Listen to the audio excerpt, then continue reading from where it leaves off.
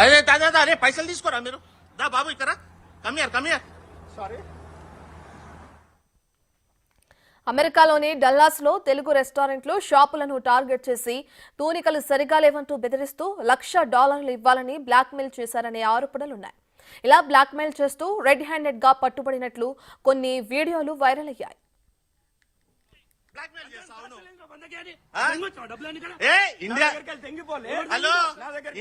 ఇండియాలో కేసులున్నాయి బాబుని. పూర్తి డీటెయిల్స్ మా ఇన్పుట్ ఎడిటర్ పవన్ లైవ్ లో జాయిన్ అవుతున్నారు. లైవ్ లో జాయిన్ అందిస్తారు. పవన్, ఇప్పటికే చూసుకుంటే అమెరికాలో తెలుగు ముఠా కొంతమందిని అక్కడున్న తెలుగు వారిని బ్లాక్ మెయిల్ చేస్తూ డబ్బులకు కావాలని కూడా బెదిరిస్తున్నట్లు కూడా ఆరోపణలు వస్తున్నాయి. దీనికి సంబంధించిన డీటెయిల్స్ ఈ విధంగా ఉన్నాయి. రీసెంట్గా కొన్ని వీడియోలు అయితే వైరల్గా మారాయి. డల్లాస్లో ఒక డిపార్ట్మెంటల్ స్టోర్స్లో వస్తువులు సరిగ్గా లేవు, దాని మీద రాసినంత వెయిట్ సరిగ్గా లేదంటూ కొంతమంది వ్యక్తులు వీడియోలు తీశారు. అయితే ఆ డిపార్ట్మెంటల్ స్టోర్స్ వాళ్ళు మాత్రం రోహిత్ ఉప్పల అనే హైదరాబాద్కు సంబంధించిన వ్యక్తి, అతనితో పాటు ఉన్న మరికొందరు మమ్మల్ని కావాలని బెదిరిస్తున్నారు, బ్లాక్మెయిల్ చేస్తున్నారు, $1,00,000 ఇవ్వాలంటూ బ్లాక్మెయిల్ చేస్తున్నారంటూ ఆరోపణలు చేశారు. ఇదంతా కూడా అక్కడున్న తెలుగు వాళ్ళల్లో కొంత గుబులు రేపింది. తెలుగు వాళ్ళు అయ్యుండి సాటి తెలుగు వాళ్ళని టార్గెట్ చేసి ఈ రకంగా బ్లాక్మెయిల్ చేయడం ఎంతవరకు కరెక్ట్ అంటూ అక్కడ డల్లాస్లో ఉన్న తెలుగు వాళ్ళందరూ కూడా కొంత ఆగ్రహం వ్యక్తం చేస్తే ఇక్కడ 2 తెలుగు రాష్ట్రాల్లో కూడా ఈ వీడియో కింద వైరల్గా మారింది. అమెరికాలో ఇప్పటికే తెలుగువారు రకరకాల ఆరోపణలు ఎదుర్కొంటున్నారు. కొంతమంది నకిలీ డాక్యుమెంట్లతో అక్కడే నివాసం ఉంటుంటే మరికొంతమంది నకిలీ ఉద్యోగాలు సృష్టించి అక్కడ ఉండటం, ఇటువంటి ఆరోపణలన్నీ ఎదుర్కొంటున్న క్రమంలో తాజాగా ఇలా తెలుగువారిని టార్గెట్ చేస్తూ ఒక ముఠా బ్లాక్మెయిల్కి పాల్పడుతుందన్న ఆరోపణలు కూడా ఇక్కడ తెలుగు స్టేట్స్లో కొంత సంచలనం సృష్టించాయి. అమెరికా వెళ్ళి అక్కడ కూడా తెలుగు వాళ్ళ పరువు తీస్తున్నారనే చర్చ ఇటు 2 తెలుగు రాష్ట్రాలలో జరిగింది. అసలు అమెరికాలో ఏం జరిగింది? డిపార్ట్మెంట్ స్టోర్ యజమానిని బెదిరించాడన్న ఆరోపణలు ఎదుర్కొంటున్న రోహిత్ ఉప్పల ప్రస్తుతం మనతో లైవ్లో సిద్ధంగా ఉన్నారు. అసలు ఆ రోజు ఏం జరిగింది, ఎందుకు ఆయన మీద ఆ డిపార్ట్మెంటల్ స్టోర్ యజమాని ఆరోపణలు చేస్తున్నారు, తదితర వివరాలన్నీ కూడా తెలుసుకునే ప్రయత్నం చేద్దాం. నమస్తే రోహిత్ గారు. రోహిత్, నా మాట మీకు వినపడుతుందా? యా, చెప్పండి. మీ మీద డిపార్ట్మెంటల్ స్టోర్స్ వాళ్ళు ఆరోపణలు చేశారు, మీరు ఏదో బ్లాక్మెయిల్ చేశారు అని ఆరోపణలు చేశారు. అసలు మీరు అమెరికా ఎప్పుడు వెళ్ళారు? అక్కడ ఏం చేస్తారు మీరు? అసలు అక్కడ ఏం చేస్తారు యుఎస్లో? సో నేను అమెరికా వచ్చి చాలా కాలం అయింది. ఇక్కడ నేను జాబ్ చేసుకుంటాను, ప్రొఫెషనల్ జాబ్ చేసుకుంటాను, ఐటీ జాబ్. ఓకే. సో చాలా కాలంగా ఇక్కడ ఉంటున్నాను. సో జరిగింది ఏమిటంటే ఈ హైదరాబాద్లో ఏం చేసేవాళ్ళు మీరు? హైదరాబాద్లో నేను చదువు పూర్తి చేసుకొని జాబ్ చేసుకొని అమెరికా వచ్చాను. ఏం చదివారు Rohit? BTech in computer science. Okay. అంటే మీరు ఇప్పుడు మొన్న జరిగిందంతా చూసాం, వీడియోలు మీ వెంటబడి మరి వీడియోలు తీస్తున్నారు. మీ వెంటున్న మరో 2 కూడా వాళ్ళు పట్టుకొని అక్కడ కూర్చోబెట్టి ఏంటి అని మిమ్మల్ని ఇది చేస్తున్నారు. ఇదంతా కూడా నిజంగానే కొంత తెలుగు వాళ్ళ పరువు పోయిన పరిస్థితి అయితే అక్కడ కనపడుతుంది. అసలు ఏం జరిగింది అక్కడ? ఆరోపణలు మీ మీద ఎందుకు చేస్తున్నారు వాళ్ళు? యా, మీరు చూసారు వీడియో.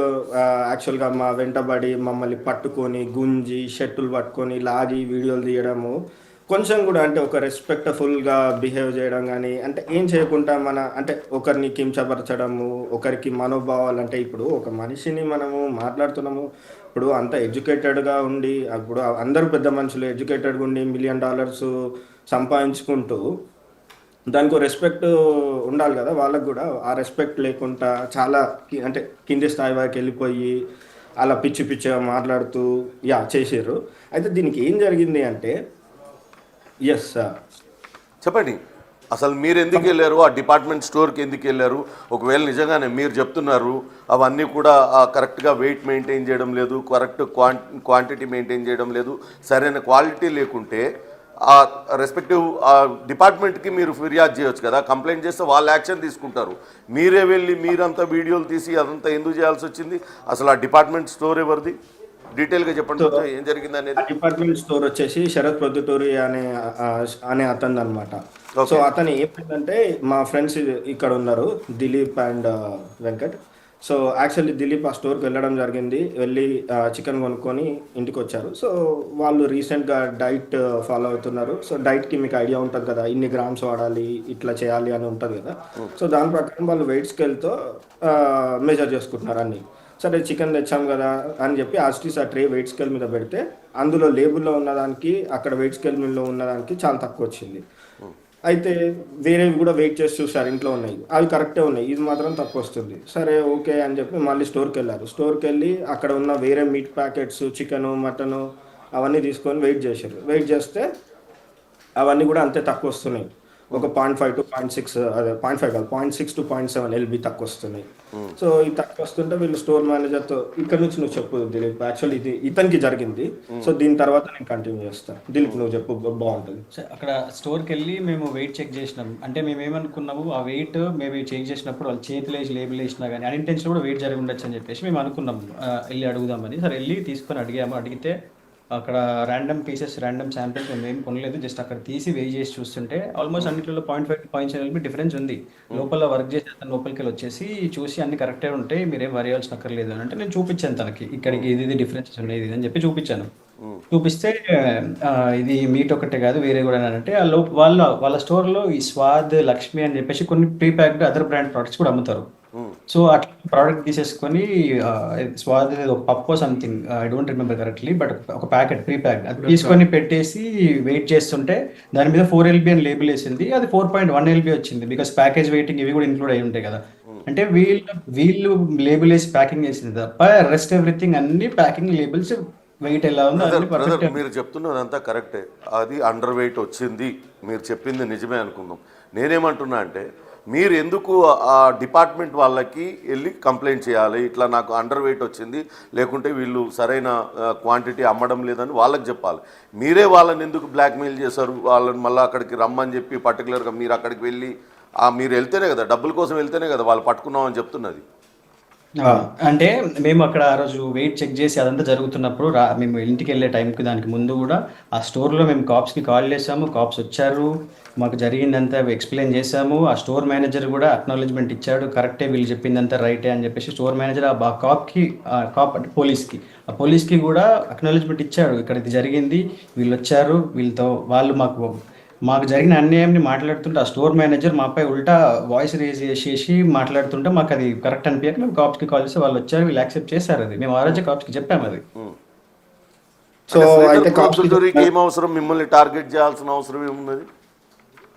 సో మమ్మల్ని టార్గెట్ చేయాల్సిన అవసరం అంటే, సో వీళ్ళు ఏం చేశారంటే నెక్స్ట్ డే కూడా ఇంకో స్టోర్కి వెళ్ళారు, వాళ్ళది చౌరస్తా, అది ఇంకో స్టోర్ ఉంటాయి. ఈ కుర్రతనం కదా, క్యూరియాసిటీ.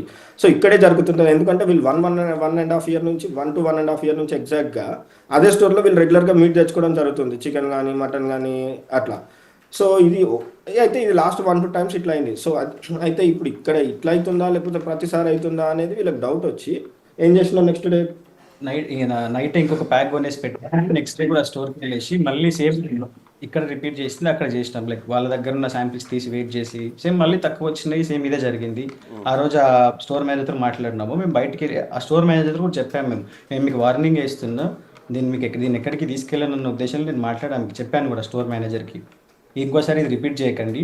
ఎవ్రీ టైం నేను వచ్చినా కానీ ఈ విషయం తెలిసి ఇంకో 10 మంది వచ్చినా అందరూ వెయిట్ స్కేల్ పట్టుకొని వస్తారు, ఇంకోసారి చేయకండి అని చెప్పేసి వచ్చినాం. తర్వాత వాళ్ళు మా ఫొటోస్ వాళ్ళ స్టోర్లో ఉన్న కెమెరా రికార్డింగ్స్లో తీసుకొని, నాది ఇతనిది వెంకీది ఫొటోస్ తీసుకొని ఆ ఫోటోని 1 time వ్యూ అంటే ఒకేసారి కనిపించే పద్ధతిని దాన్ని వాట్సాప్లో ఎనేబుల్ చేసి వాళ్ళ స్టోర్లో పనిచేసే ఎక్స్ ఎంప్లాయీస్కి, ప్రజెంట్ ఎంప్లాయీస్ అందరికీ పంపించి వీళ్ళు ఎవరో కనుక్కోండి అని చెప్పేసి మాట్లాడినారు. సో వీళ్ళెవరు మాకు అట్లా వాళ్ళు కనుక్కునే ప్రాసెస్లో ఒక్కొక్క దగ్గర నుంచి మా దగ్గర. మీరు చెప్తున్నది కరెక్టే. ఇక్కడ ఇండియాలో లీగల్ మెట్రాలజీ డిపార్ట్మెంట్ అనేది ఒకటి ఉంటుంది, వాళ్ళ కంప్లైంట్ చేస్తే ఇట్లాంటి ఇర్రెగ్యులారిటీస్ మీద వాళ్ళు యాక్షన్ తీసుకుంటారు. అట్లనే యూఎస్లో కూడా అట్లాంటి ఒక ఆర్గనైజేషన్ లేకుంటే ఒక శాఖ ఉంటుంది కదా, వాళ్ళకు మీరు ఫిర్యాదు వాళ్ళ కంప్లైంట్ చేసి ఉండొచ్చు కదా. మీ అంతటా మీరు వెళ్ళి చేయడం అవన్నీ మీరు లాని మీరు చేతుల్లోకి తీసుకున్నట్టు అనిపించడంలా, వాళ్ళు చేసిన ఎలిగేషన్స్ అన్నీ కూడా కొంత బలం చేకూరడంలా మీరే వెళ్ళి మీరే అంతా చెక్ చేసి మీరే వెయిట్స్ చూసేసి మీరే వాళ్ళతో ఫోన్లలో మాట్లాడి అంటే ఇది జరిగింది. మీరు కంప్లైంట్ చేశారా? ఇది జరిగింది. అదే ఫస్ట్ కాప్స్ కి చెప్పాను కదా, కాప్స్ కి చెప్పాను కదా, వాళ్ళ దగ్గర బాడీ క్యామ్ లో రికార్డింగ్ కూడా ఉంది. ఓకే, బిల్లు వెయిట్ కూడా మెన్షన్ చేయరు, జస్ట్ చికెన్ ఇంకా అమౌంట్ రాసి ఉంటుంది. బట్ ఎంత ఇప్పుడు మీరు 2 కిలోల చికెన్ తీసుకుంటే 2 కిలోలని రాయాలి. ఆ అమౌంట్ ఎంత కిలో చికెన్ తీసుకున్నాం అనేది మెన్షన్ చేయట్లేదు బిల్లు. అంటే కిలో చికెన్కి ఇంత ప్రైస్, మీరు కొన్నది 2 కిలోలు, టోటల్ ప్రైస్ ఇంత. అలా బిల్లో మేము క్రాస్ చెక్ చేస్తే మల్టిపుల్ స్టోర్స్ నుంచి అందరు వేస్తున్నారు. వీళ్ళ బిల్లో just chicken so inch price అంతే, అదొకటే ఉంటుంది బిల్లో. సో అయితే వీళ్ళు ఎప్పుడైతే వీళ్ళని ఎతకడం స్టార్ట్ చేశారో వీళ్ళకి కొంచెం భయం అయ్యి, అరే ఏంది ఇంత చిన్నదానికి వీళ్ళు ఇంత పెద్దగా చేస్తున్నారు, సరే ఏమైందో మాకు తెలీదు, ఏమో మేబీ ఏదైనా ఎర్రర్ ఏమో అని అనుకున్నారు. అయితే ఎప్పుడైతే వీళ్ళకి వాట్సాప్లో ఫొటోస్ రావడం జరిగిందో వీళ్ళ ఫ్రెండ్స్కి తెలిసిన వాళ్ళకి, వీళ్ళు కొంచెం భయపడ్డారు. అరే వీళ్ళు ఎందుకు ఇంతగా అనుకుంటున్నారు, అసలు ఏం జరిగింది అని చెప్పి వీళ్ళు కొంచెం ఆరా తీయడం స్టార్ట్ చేశారు, దీని గురించి ఆరా తీయడం. అయితే సరే అని చెప్పి వీళ్ళు అంతా ఆరా తీసుకున్నారు, అంటే అంత లెక్కలు వేశారు. అంటే ఒక మటను, ఒక వాళ్ళు అమ్మే మటను $15. ఆ గ్రాసరీ స్టోర్లో మీకు అవన్నీ క్వాంటిటీ తక్కువ ఉన్నాయి వచ్చాయి, దాని మీద మీరు కంప్లైంట్ చేసామంటున్నారు కాప్స్కి, ఏదైనా కేసు రిజిస్టర్ చేశారా? లేదు. మా దగ్గరికి వచ్చిన కాప్స్ వాళ్ళు ఏం చెప్పారు మాకంటే, దీన్ని లైసెన్సింగ్ డిపార్ట్మెంట్ వాళ్ళు డీల్ చేస్తారు, మేము ఇక్కడ జరిగిన ఇష్యూ దాని గురించి డీల్ చేయడానికి వచ్చామని వాళ్ళు చెప్పారు. లైసెన్స్ డిపార్ట్మెంట్ చెప్పమని చెప్పారు వాళ్ళు. నేను అప్పుడు కాప్ని అడిగాను, మీకు బికాస్ ఇక్కడ అంతా చెప్పి మేము మీకు ఎక్స్ప్లెయిన్ చేసి చెప్పాము, వీళ్ళు నిజంగానే ఇంకో దగ్గర చేస్తుంటే వీళ్ళు ఆల్రెడీ మళ్ళీ కరెక్ట్ చేసుకొని రెడీగా ఉంటారు కదా వాళ్ళు ఆడిటింగ్కి వచ్చినప్పుడు, అంటే ఇప్పుడు కాకపోతే నెక్స్ట్ టైం దొరుకుతారు అని చెప్పేసి కాప్ చెప్పాడు. అది ఓకే. ఇంకొకటి శ్రీధర్ పొద్దుటూరి వీళ్ళు కూడా మీ మీద కంప్లైంట్ చేసినట్టున్నారు కదా, వాళ్ళ దానిపైన ఉన్న కేసు రిజిస్టర్ అయిందా? మీరు వాళ్ళని బ్లాక్మెయిల్ చేస్తున్నారు అని చెప్పి శ్రీధర్ ప్రొద్దుటూరి ఇంకా వేరే వాళ్ళు ఎవరో వాళ్ళు కంప్లైంట్, శరత్ ప్రొద్దుటూరి, వాళ్ళు ఇచ్చిన కంప్లైంట్ రిజిస్టర్ అయిందా? మీ మీద ఏమైనా కేసు అయిందా అక్కడ? తెలీదండి, అది మాకేం తెలీదు. మాకు వాళ్ళు కంప్లైంట్ ఇచ్చిండ్రా ఏం చేసిండ్రా మాకు తెలీదు. కాప్స్ని ఆ రోజు ఆ ఇష్యూ సంఘటన జరుగుతుంటే పోలీసులను పిలిచింది మేము, ఎందుకంటే ఒకటేసారి 15-20 మంది వచ్చి మా మీద అరుచుకుంటూ మమ్మల్ని ఇట్లా బ్లాక్మెయిల్ అంటే మాకు అసలు ఏం అర్థం కాలేదు. బ్లాక్మెయిల్ ఏంది, ఎవరు వీళ్ళు, ఏంటి అనేది మాకు ఏం అర్థం కాలేదు. శరత్ చాలా క్యాజువల్గా మాట్లాడి, ఓకే ఇది సెటిల్అప్ చేసుకుందాము, నా బిజినెస్ డ్యామేజ్ అవ్వద్దు, మీరు వీడియోలు తీశారు అని చెప్పి. అది కూడా ఆ వీడియో కూడా ఒకటి బాగా సర్క్యులేట్ అయింది. శరత్ అనే అతను ఫోన్లో మాట్లాడుతున్నాడు, మీరు అవతల నుంచి తనని థ్రెటన్ చేస్తున్నట్టుగా మాట్లాడారు, తనేమో సెటిల్ చేసుకుందాం మీరు రండి, ఒకటేసారి బ్యాంక్లో ఇంత అమౌంట్ వస్తుందా, నా దగ్గర ఎప్పుడు ఉంది, కావాలంటే చెక్ ఇస్తా అంటూ మాట్లాడాడు కదా, తనేనా శరత్? తనే శరత్. మరి తను మీతో మాట్లాడాడు, ఇదంతా మాట్లాడాడు మీతోనే కదా అది మాట్లాడింది. వాళ్ళు ఏం మాట్లాడింది, రోహిత్ ఒక్క నిమిషం, తను ఫోన్ లో మాట్లాడింది మీతోనేనా కాదా? ఒకటేసారి ఇంత డబ్బులు ఒకటేసారి డ్రా చేయడం కష్టము, కావాలంటే మీకు చెక్ ఇస్తాను అంటూ తను మిమ్మల్ని బతిలాడాడు ఆ ఫోన్ లో, అది నేను కాదు. సో అది చెప్తున్నా, దానికి ముందు ఒక సంభాషణ జరిగింది, ఆ సంభాషణ బేస్ చేసుకొని వాళ్ళు ఎట్లా కావాలో అట్లా ఆ కాల్ ని ఎడిట్ చేసారు. మీరు ప్రతి ఒక్క కాల్ ని చూస్తే వాళ్ళ కాల్ ని వాళ్ళకి అవసరం ఉన్నట్టు కట్ చేసి వేసుకున్నారు. వాళ్ళకి ఎంతో ఒక రోహిత్ గారు మిమ్మల్ని పర్టికులర్ గా ఆ శరత్ ప్రొద్దుటూరి అంత టార్గెట్ చేసి మీ మీద ఇట్లాంటి ఎలిగేషన్స్ పెట్టడానికి కారణం ఏంటి అని అడుగుతున్నాను. శరత్ నాకు మంచి ఫ్రెండ్, ఓకే, అతనితో సన్నిహితం లాస్ట్ 3 years నుంచి ఉంది. 2022 సెప్టెంబర్ 2 years, 2.5 years అనుకోవచ్చు. 2022లో నుంచి ఆయనతో సన్నిహితం ఏర్పడింది. ఓకే, 2021లో ఒకసారి కలిసినాను, తర్వాత 22లో ఒక 3-4 times కలిసి సన్నిహితం ఏర్పడింది, మంచిగా అయింది. ఆయన ఈ బిజినెస్ లాంటి బిజినెస్లు ఎక్కడైనా పెట్టుకుంటా అంటే హెల్ప్ చేస్తాను, ఫ్రాంచైజీ ఇస్తాను, మనము చేద్దాము అని చెప్పి ఒక సంభాషణ జరిగింది. జరిగిన తర్వాత నేను ఈ ఫ్రిస్కో దేశీ చౌరస్తా ఏదైతుందో అందులో పార్ట్నర్షిప్ ఇస్తా అని ఆయన చెప్పడం జరిగింది. సో చెప్తే దానికి తగ్గట్టు ఆ ఫ్రిస్కో చౌరస్తాలో నేను పార్ట్నర్షిప్కి డబ్బులు ఇచ్చినాను, నాకు అగ్రిమెంట్ చేసిండు, అన్నీ చేసినాక డబ్బులు తీసుకున్నాక 3 monthsకి పార్ట్నర్షిప్ క్యాన్సిల్ చేసిండు, సేయింగ్ దట్ ఈ ఫ్రిస్కో స్టోర్ అనేది నా మెయిన్ స్టోర్ అవుతుంది, ఇక్కడ నుంచి అన్ని ఫ్రాంచైజీ వెళ్తాయి అన్ని స్టేట్స్కి. సో ఫ్రాంచైజీ నుంచి వచ్చే ఇన్కమ్ ఈ స్టోర్కే వస్తుంది, కాబట్టి ఈ స్టోర్కి వచ్చే ఇన్కమ్ నువ్వు పార్ట్నర్ ఉంటే నేను నీకు ఇన్కమ్ ఇవ్వాల్సి వస్తుంది, కాబట్టి నేను నీ పార్ట్నర్షిప్ క్యాన్సిల్ చేస్తున్నా అని చెప్పి డబ్బులు తీసుకున్నాక 3 నెలలకి చెప్పిండు. నేను నవంబర్లో డబ్బులు ఇచ్చినాను, ఆయన ఫిబ్రవరిలో ఈ మాట చెప్పడం జరిగింది. దానికోసం ఇదంతా చేపించారా? మీకు పార్ట్నర్షిప్ ఇస్తా అని ఇవ్వనందుకే ఇదంతా చేయించి కావాలనే బ్లాక్మెయిల్ చేశారా? లేదు, వీళ్ళు ర్యాండమ్గా వెళ్ళారు. వీళ్ళు స్టోర్కి వెళ్ళిన విషయం నాకు తెలీదు, ఇదంతా జరుగుతున్న విషయం నాకు తెలీదు.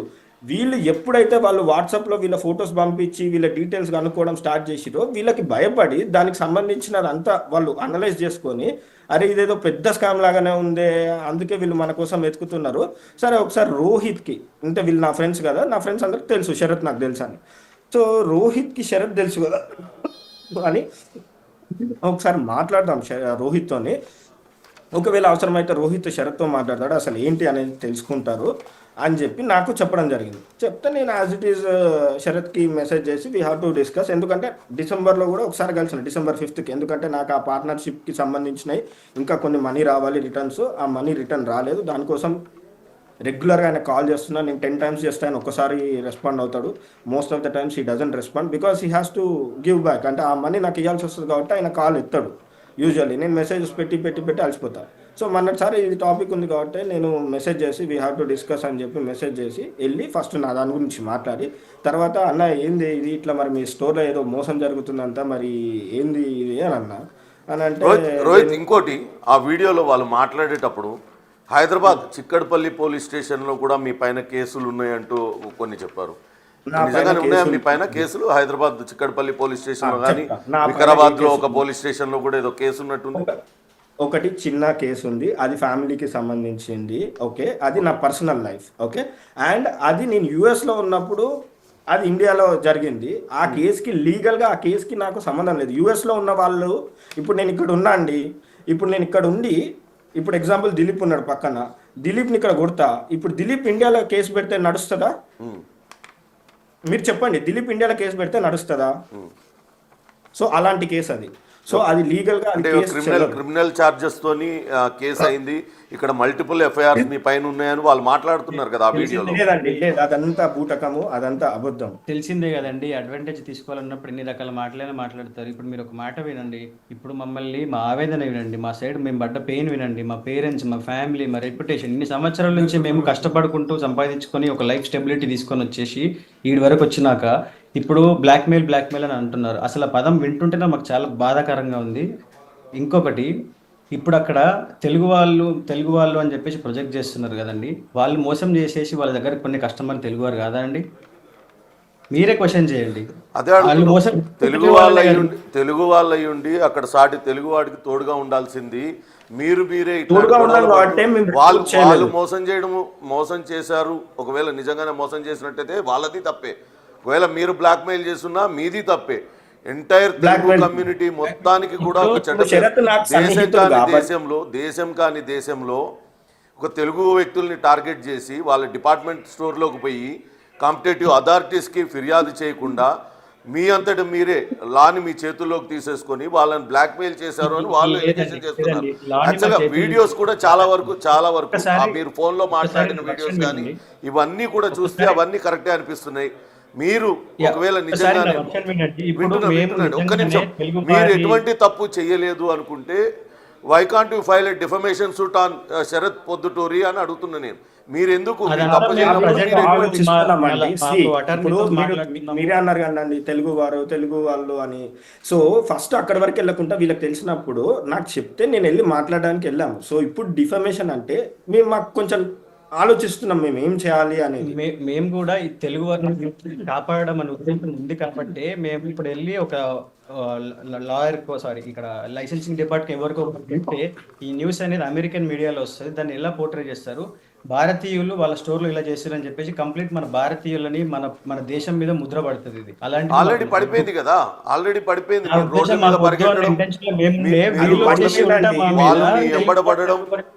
చేస్తున్నారు అదే అండి. ఇప్పుడు ఆల్రెడీ పరువు రోడ్డును పడింది, మీరందరూ రోడ్ల మీద వాళ్ళు మిమ్మల్ని కూర్చోబెట్టుకొని మిమ్మల్ని అందరినీ ఇది చేస్తున్నారు. నేననేది ఏంటంటే మీరు వాళ్ళతో నెగోషియేట్ చేయకుండా నేరుగా వెళ్ళి ఆ లైసెన్సింగ్ డిపార్ట్మెంట్కి వెళ్ళి కంప్లైంట్ చేస్తుంటే వాళ్ళు శరత్ పొద్దుటూరి పైన చర్యలు తీసుకునే వాళ్ళు కదా. Yes, exactly. నాకు ఆ కౌంటర్ క్వశ్చన్ ఉంది. ఇప్పుడు మీరు ఆ వీడియో చూస్తే రఘువీర్ అనేటాడు మీరు స్టోర్లోకి వెళ్ళి తనిఖీలు చేస్తారు, నువ్వు డిపార్ట్మెంట్ అది ఇది అని అడిగిండు. మరి ఆయన ఏ ఉద్దేశంతో వచ్చి ఆ వీడియో తీసి, ఆయన జర్నలిస్టా లేకపోతే ఆ స్టోర్ పార్ట్నరా, ఆయన గవర్నమెంట్ ఎంప్లాయా, ఆయన ఏ విధంగా చట్టాన్ని చేతిలో తీసుకొని మా మీద బ్లాక్మెయిల్ అనే ముద్ర వేసి మమ్మల్ని ద్రోహులుగా చిత్రీకరించి మమ్మల్ని ఆందోళనకి గురయ్యేలాగా, మమ్మల్ని బాధించి ద్వేషించేలాగా ఎందుకు చేశాడు? సో ఇక్కడ చూసుకుంటే ఇద్దరిది ఉంది. ఇక్కడ శరత్ అనే అతను నాకు సన్నిహితుడు కాబట్టి, ఇది ఫస్ట్ టైం కాదు, లాస్ట్ టైం కూడా శరత్ వాళ్ళ ఎంప్లాయీ ఇంకో అతను వినిల్ అని ఉంటాడు పార్ట్నర్, ఆయన ఇదివరకు కూడా ఒకసారి అప్రోచ్ అయ్యింది నాకు, ఏదో ఇట్లాంటిది ఏదో ఇన్స్టాగ్రామ్ లో ఎవరో పెడితే పేజ్ లో, ఈ పేజ్ వాళ్ళు తెలుసు అంట కదా, కొంచెం మాట్లాడి ఈ కంటెంట్ తీపిచ్చేసేయి అని చెప్పి నాతో మాట్లాడిండు. అది చాట్ కూడా ఉంది నా దగ్గర. ఓకే, నేను మాట్లాడతా అని చెప్పినా వాళ్ళు తీయలేదు. ఓకే, సో అలా జరిగిన సంభాషణలు ఉన్నాయి నాకు శరత్కి. ఒకసారి వాళ్ళ స్టోర్ గురించి మాట్లాడుతుంటే, ఎక్కడనో ఏదో అయితే ఆ వాట్సాప్ గ్రూప్లలో వేరే డిస్కషన్స్ అవుతుంటే ఆన్లైన్ లో అవి స్క్రీన్ షాట్ తీసి పెట్టడం జరిగింది. ఒక్కసారి పవన్ గారు ఒక్కసారి చెప్పాలనుకుంటున్నారు, చెప్పండి. ఒక్కసారి వినండి పవన్ గారు. సో అయితే ఇలా ప్రీవియస్ గా ఏమన్నా ఇన్సిడెంట్స్ ఉంటే నేను ప్రతిసారి శరత్తో షేర్ చేయడం జరిగింది. నా దగ్గర ఇప్పుడు అవన్నీ వాట్సాప్ చాట్లలో ఉన్నాయి, శరత్తో షేర్ చేసినాయి. ఓకే, సరే, ఇది కూడా ఒక ఇష్యూ ఉంది, ఇది బయటకు వస్తే చాలా పెద్ద ఇష్యూ అవుతుంది, శరత్ కి డ్యామేజ్ అవుతుంది అని ఒక వెల్ విషర్ గా నేను శరత్ దగ్గర తీసుకెళ్తే శరత్, రోహిత్ ఇది ఎట్లైనా చేసి కంట్రోల్ చేయి, మనం వాళ్ళకి కాంపన్సేట్ చేద్దాం. ఓకే, వాళ్ళు ఎన్ని కొన్నారో, ఎన్ని బిల్లులు ఉన్నాయో చెప్పు, వాళ్ళ దగ్గర ఉన్న బిల్స్ అన్ని మనము డబల్ చేసి ఇచ్చేద్దాము, డబల్ కాకపోతే ట్రిపుల్ చేసి ఇద్దాము అన్నది. అన్న ఏముంటాయి అన్న, ఎవరి దగ్గర బిల్లులు ఉంటాయి, 1 ఇయర్వి 1.5 ఇయర్వి అట్లా బిల్లులు ఉండవు అని అన్నా. అంటే సరే రోహిత్, ఏదో ఒక మ్యాజిక్ నెంబర్తో మనం చేసేద్దాం, ఇది నువ్వు వాళ్ళతో మాట్లాడి సెటిల్ చెయ్యి అని శరత్ తీసుకొచ్చిన ఆఫర్ ఇది. ఓకే, సో అది నేను చేసింది కాదు, మేము బ్లాక్ మెయిల్ చేసింది కాదు, ఏం కాదు, కాంపన్సేషన్ కి శరత్ వచ్చి ముందుకొచ్చి శరత్ మాట్లాడింది. ఎందుకంటే ఇక్కడ ఒక మాట మాట్లాడింది శరత్, అరే ఈ వీడియోలు పెట్టుకొని నన్ను డిఫెండ్ చేస్తే. ఒకటే ఫైనల్ గా మీరు ఏం చెప్పదలుచుకున్నారు? మీరు అక్కడ ఎటువంటి తప్పు చేయలేదు, వాళ్ళు కావాలని మిమ్మల్ని ఫ్రేమ్ చేశారనేది మీరు చెప్తున్నారు? 100% నన్ను కావాలని ఫ్రేమ్ చేసి, ఎందుకంటే ఈ స్కామ్ బయటికి వస్తే ఇది చాలా పెద్ద స్కామ్. ఓకే, ఇది $1 మిలియన్ స్కామ్ పర్ యానం. నేను చెప్తానండి. Okay Rohit please. Okay, Telugu వాళ్ళు విదేశాల్లో ఉన్నారు, వాళ్ళు వ్యాపారంలో మిమ్మల్ని మోసం చేసినా, మీరు వాళ్ళని ఏం చేసినా కానీ ఇది మొత్తం తెలుగు జాతికి అవమానం తెచ్చేలాగే ఉంది. కాబట్టి కొంచెం పరాయి దేశంలోనైనా, ఇది మిమ్మల్ని ఉద్దేశించే చెప్పడం లేదు, అక్కడ ఉంటున్న మొత్తం ఎంటైర్ తెలుగు ఫ్రెటర్నిటీకి చెప్తున్నాం, ఇటువంటి చర్యలకు పాల్పడకండి, తెలుగు వాళ్ళ పరువు తీయకండి, చక్కగా విదేశాల్లో మంచి ఉద్యోగాల్లో స్థిరపడండి. ఇక్కడున్న మీ తల్లిదండ్రులకి, మాలాంటి వెల్ విషర్స్కి, స్నేహితులకి, అందరికీ కూడా మీరు ఒక ఇన్స్పిరేషన్గా ఉండాలని కోరుకుంటున్నాం. దయచేసి ఇటువంటి వివాదాల్లోకి పోవద్దు. ఇది జరిగింది. రోహిత్ ఉప్పల తన స్నేహితులు ఎటువంటి తప్పు చేయలేదు. గతంలో కూడా అనేక సార్లు అదే డిపార్ట్మెంటల్ స్టోర్లో కొన్నప్పుడు అక్కడ క్వాంటిటీ తక్కువ వచ్చింది, అది ప్రశ్నించినందుకే తమ పైన కక్షగట్టి ఈ రకమైన ఆరోపణలు చేస్తున్నారంటూ చెప్తున్న పరిస్థితి అయితే ఉంది. రత్న.